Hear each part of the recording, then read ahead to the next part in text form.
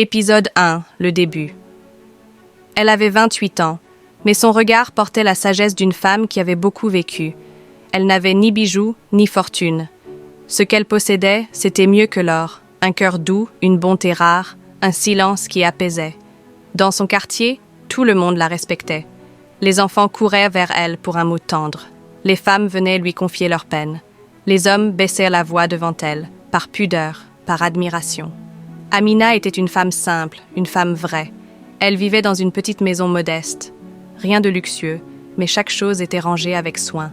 Il y avait toujours une odeur de bissap chaud, de savon propre et de feuilles de menthe. Sa voix était calme, presque timide, mais elle touchait droit au cœur. À 23 ans, elle avait épousé Issa, un homme élégant, respecté, qui avait grandi dans une famille aisée. Le mariage fut sobre, mais sincère. Elle croyait en l'amour. Elle croyait que la bonté suffisait. Mais la vie ne suit pas toujours le chemin du cœur. 5 années passèrent. Pas d'enfant. Chaque mois, elle espérait. Chaque mois, elle pleurait en secret. Issa, au début, restait doux. Mais peu à peu, le regard changea. Et puis la famille entra en scène. Un jour, la mère d'Issa entra dans leur maison sans prévenir. Elle avait cette manière de parler comme un vent sec. Derrière elle, la sœur d'Issa, à peine plus âgée qu'un fruit mûr, lança à Amina « Tu fais pitié, franchement.